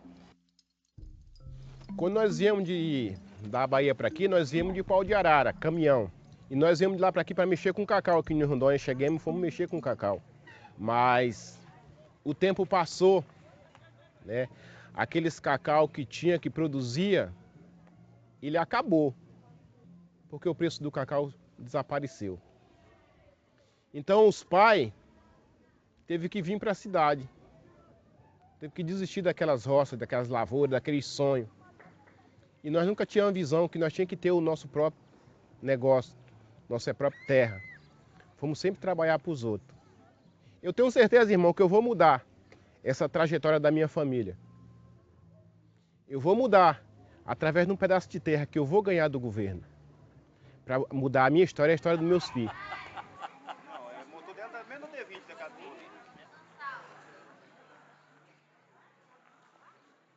Esses movimentos de luta pela terra geralmente eram associados ao MST, a PETAGRE, Liga Camponesa. O senhor já participou de algum desses movimentos? Não, irmão, nunca. Até a gente conversando entre nós aqui, eu sempre falo, acho que é por isso que eu nunca consegui um pedaço de terra. Porque eu nunca fui de invadir o que é dos outros. Esse povo aqui, irmão, são um povo diferenciado. Eles não são sem terra, de liga camponesa, de liga disso e daquilo, não. Nós somos agricultor. Que nós precisamos de um pedaço de terra para sobreviver. Não para pegar um pedaço de terra hoje e vender ali amanhã. Então, aqui dá para ter uma ideia da complexidade que envolve a ausência da reforma agrária em linha com os processos da ausência de toda uma proteção ambiental de determinados territórios. E mais a política, que a política precisa entrar no rol da nossa preocupação. Por quê? Claro.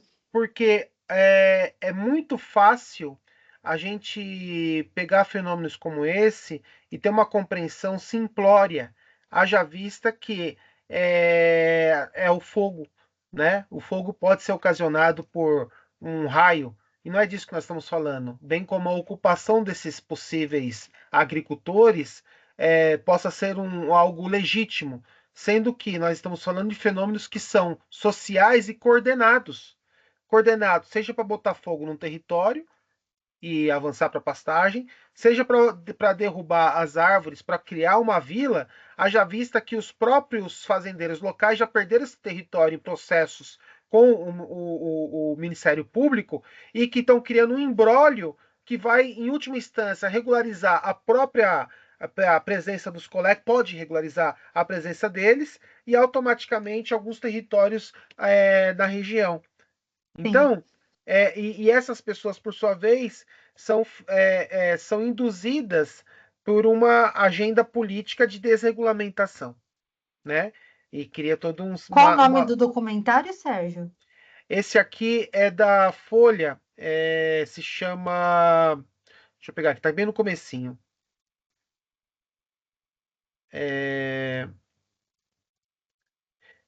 Eu acho que é... Aqui nessa parte também pretinha, que é Amazônia sob Bolsonaro. Amazônia sob Bolsonaro. Obrigada. Da Folha de São Paulo. E caminhando para o finalmente, como ensinar sobre queimadas, BNCC e procedimentos? Os temas geradores, eles atravessam as competências gerais específicas, cidadania, compreensão do mundo, a própria ética, a argumentação. Vejam que nós aqui avançamos por diversos temas. Então, envolve um conhecimento mínimo, mas que envolve também uma argumentação, portanto. Gente, Uso de notícia, dados reais, imagens de satélite, documentário, reportagens, obviamente reportagem de meios consagrados, né?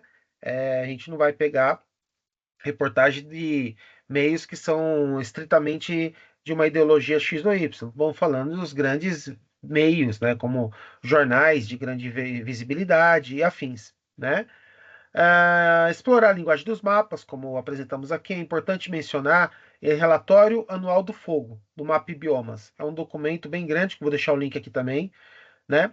E é importante mencionar também que só de utilizar os mapas do próprio IBGE, dos atlas online do IBGE, atlas para a educação, a gente consegue extrair muita informação, como eu peguei aqui e mostrei para vocês em alguns casos, né? Existe um grande apelo de interdisciplinaridade, né? Ou seja, eu estou trazendo um tema que com certeza a Dani poderia arrebentar aqui na área de sociais e história, né? Que é a grande área, e, portanto, tem como ter um diálogo muito grande com as diversas áreas do conhecimento, ciência, geografia, sociologia, história, filosofia, entre outras, né? Dá para fazer debates, mapas mentais, análise de documentários, simulações de audiência pública, roteiro de pesquisa, ou seja, dá para fazer muita coisa. Então, sabendo que dentro da BNCC a gente tem a questão da cidadania, compreensão de mundo, ética, argumentação, eu poderia colocar até aqui na compreensão de mundo da questão contemporânea, você elenca a questão das queimadas, por exemplo, para além de uma questão meramente de meio ambiente, para além, entenderam? E esse que é o grande ponto. E, portanto, o professor ele tem que trabalhar essas temáticas para formar, como os nossos currículos pedem, cidadãos críticos, conscientes e atuantes.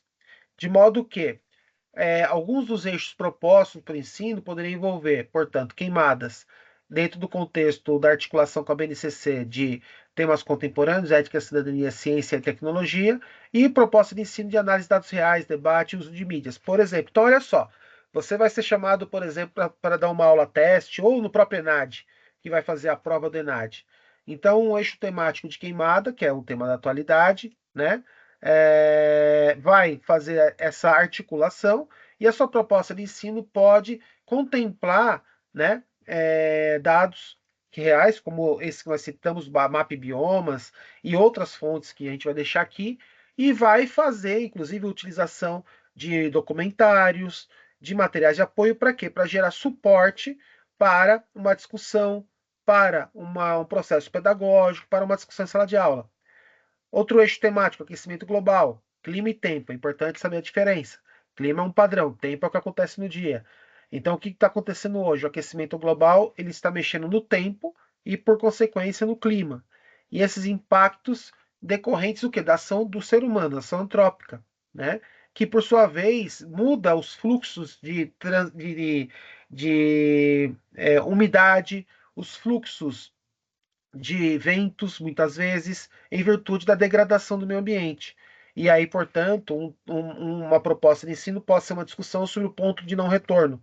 Esse termo ponto de não retorno, que está aqui em aspas, ele é bem consolidado e tem bastante material a respeito na discussão, sobretudo, da degradação dos biomas brasileiros. Política ambiental, compreensão do estado das políticas públicas, portanto, tem mais gente trabalhando em bioma ou menos? Tem mais fiscalização ou menos? Quais as leis, projetos, simulações, e podemos desenvolver simulações de audiência pública sobre essas temáticas. Essa é uma coisa muito usual. Sociologia do trabalho, entendimento das condições de trabalho e conflitos rurais. Pegar a leitura de relatos de casa. Tem aquele filme muito interessante que a mãe vai atrás do filho. Como é que chama, Dani? Com a Dira Paz. Eu sei. Esqueci o nome. Pureza. Exatamente. Pureza. Então, Pureza. você faz uma discussão.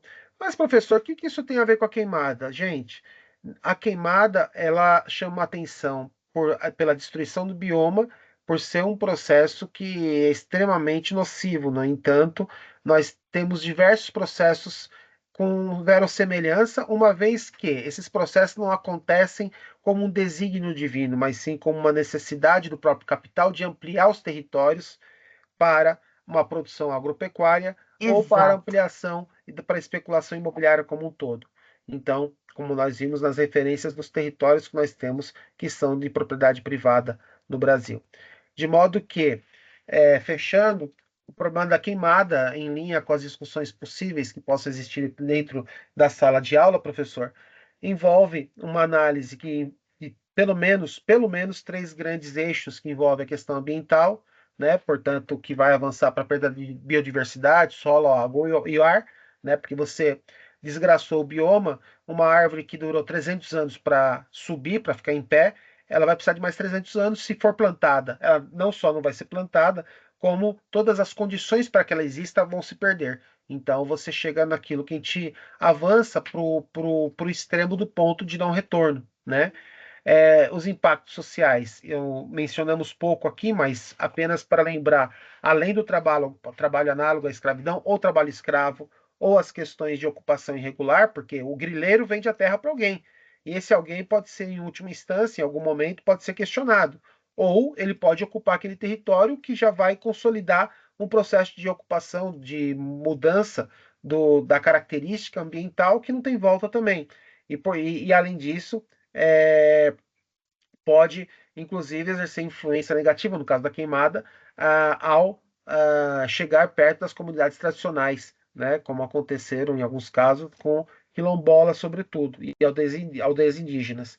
E, por último, não menos importante, pensar na questão dos impactos econômicos ligados ao trabalho rural, os prejuízos econômicos decorrente do processo do agronegócio de uma maneira desequilibrada, que é o que a gente colocou aqui como referencial, né?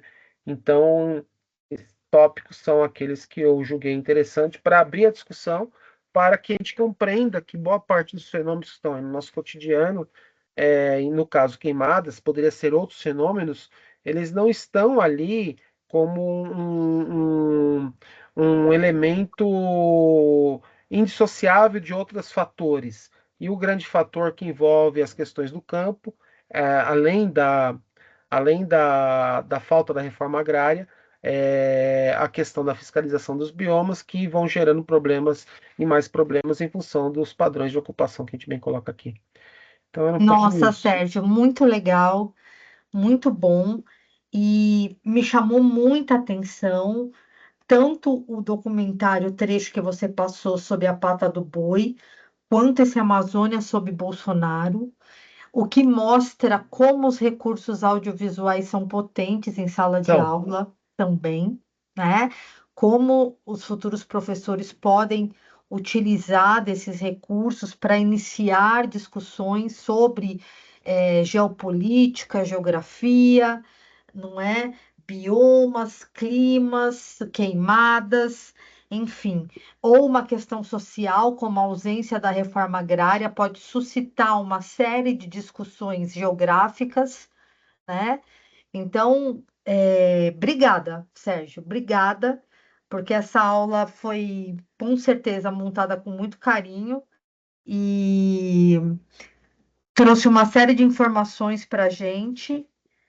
Quero te agradecer demais. Esse dado dos 8 milhões para os 85 milhões de bois na Amazônia, assim, é para estarrecer, né? E da devastação nesses últimos 40 anos também de Exatamente. 60% dos biomas naturais, né? Da Mata Atlântica, que hoje nós conhecemos aqui, sobretudo quando a gente desce aqui de São Paulo para o litoral sul, que é aquela faixa, o que restou dela é 5% do original. Exatamente. Então, é uma insanidade. E isso virou um modus operandi que a gente já não reflete tanto, e a gente precisa refletir mais, questionar mais, criticar mais, e, portanto, formar os nossos alunos aí, nossos professores, e os nossos professores, por sua vez, formar os alunos justamente para ter esse processo de reflexão. As coisas não são dissociadas de todos os contextos. A gente tem que entender o quanto que a política é impactante, entender o quanto que as questões sociais, ambientais, econômicas, culturais, elas são importantes. Não acontece nada separado. Não acontece nada separado. É uma grande roda que forma uma engrenagem, se encaixa em outra engrenagem. Então, o pobre é conduzido por questões políticas para uma região, aí ele vai acreditar que ali ele vai conseguir a terra, Que ele merece. ele merece, né? Desse merecimento ele tem um alinhamento político-cultural que gera voto para a liderança local, que por sua vez faz todo um movimento em outras instâncias, que de alguma maneira vai fazendo um exercício que vai causando os impactos ambientais variados, que vai determinando a findar um determinado bioma, vai Que botando vai mais impactar boi. na vida das pessoas, né? O Exatamente. ciclo. É um ciclo. É um ciclo. E são tantas variáveis que a gente tem que ter cuidado até para não se perder. Mas é importante saber que a nossa discussão nas ciências humanas é pensar em conexão. A gente não pensa separado. Não pensa Muito separado. bem, Sérgio. Eu acho que você agora, gol de placa no final, né? A gente, por isso que eu chamei de conexões temáticas, cada bloco que eu ia terminando. Me parece que é a gente estabelecer essas conexões. Eu falo para os meus estudantes, que serão futuros professores, Sérgio, que a gente sempre recorta a realidade para retransmitir, né? E a gente escolhe esse recorte, porque não dá para abordar tudo em uma aula. Claro. Então a gente escolhe esse recorte. E aí eu queria voltar no tema da sua fala, queimadas no Brasil, desafios, problemas e abordagens pedagógicas, né? Eu acho que a gente podia linkar os dois temas com esse seu subtítulo, que foi muito feliz, né? Então, tratam-se de desafios, da gente perceber quais são as conexões, quais são as temáticas, quais são os emblemas, né? Tratam-se dos problemas, tanto das big techs, o convite para os debates e reflexões, quanto das queimadas, né? Quais são os problemas que estão envolvidos, mas a gente viu que os dois são potencializados pela tecnologia, não é verdade? Sim. E a gente viu que ambos têm abordagens pedagógicas. Eu vim com exemplos mais do que ocorreu em sala de aula quando eu fui abordar a questão da tecnologia, não é? E dos conflitos que ocorrem na rede social e que vão parar no chão da escola. E você trouxe lindos planos de aula para a gente se inspirar e formular os nossos, né? Então, acho que é isso, Sérgio. O que você acha? Acho que é isso. Acho que a sua discussão é extremamente contemporânea. Eu acho que é extremamente relevante nós entendermos o quanto as técnicas vão influenciar da dependência emocional ao celular à queimada. Exatamente, isso, É Sérgio. aí que a gente vira e entende as técnicas, e no caso as redes, por exemplo, como uma instância. Algo que se impõe a tudo e a todos, né? Isso. E aí a gente pega de novo a economia da atenção. Exatamente. Aí vai ter um incauto que vai dizer para a gente assim: não, mas o meu avô, ele não usa, mas todo o entorno dele usa e acaba exercendo a sua influência. Então, esse que é o grande ponto. É a gente entender que quando algo se impõe a tudo e a todos, se torna uma instância que, inclusive, pode ser até particularizado no sentido de ter um objeto, um método, por assim dizer, de análise que cria uma epistemologia. É uma mudança paradigmática mesmo, né, mudança Sérgio, nesse paradigmática. sentido. E é isso que a gente tem que estar atento nas ciências humanas, que essas mudanças nos pegaram de calça curta. Por quê? Porque nunca houveram tantas mudanças num período tão curto, e ao mesmo tempo, o quanto elas são impactantes e potencialmente problemáticas se não houver a regulamentação, né? Que, sobretudo, eu falo das big techs, é claro, né? Que, em última instância, podem causar problemas de diversas ordens. Ou alguém não conseguiu enxergar a relação entre as big techs e as queimadas. Tem toda a relação, por exemplo, mas a gente poderia fazer relação com diversos outros temas, né? Haja vista que nós não estamos falando de algo isolado. E o grande lance das ciências humanas é justamente isso que você colocou aqui, é fazer esse diálogo, né? Que eu acho que essa que é a grande potência. E por quê? Porque o nosso professor está formando um aluno para a vida e não para passar na prova dele. E a vida, ela não vai separar, hoje é o dia da geografia, hoje é o dia da história, hoje é o dia das sociais. Não, a vida vai se impor. E, portanto, vai do indivíduo conseguir compreender as variáveis que vão compor a vida. Muito legal, Sérgio. Muito legal. Eu acho que é isso, né, Dani? Então, Sim. cumprimos aqui. Agradeço por esse diálogo, Sérgio. Eu que agradeço demais a sua potência aí do que você trouxe. Nós vamos montar um texto bem legalzinho, Dani, com todas as referências. E aí os materiais de apoio, se você quiser, você pode me mandar, que eu crio um drive com os linkzinhos e a gente coloca aqui no texto no YouTube, colocando as nossas redes de contato para conectar com você, comigo, Combinadíssimo. e para acessar os materiais de apoio. Combinadíssimo. Maravilha? Tá ótimo. Obrigada pela atenção de todo mundo. E estejam onde estiverem, em que tempo estiverem, espero que tenham aproveitado a aula. Exatamente. Essa aula que foi gravada no dia 10/10 de 2025, às 20h50, ela está se findando, depois de 1h50 de discussões aqui. Maravilha, Dani. Valeu, um grande Maravilha. abraço. Outro, tchau, tchau. Tchau, tchau, gente.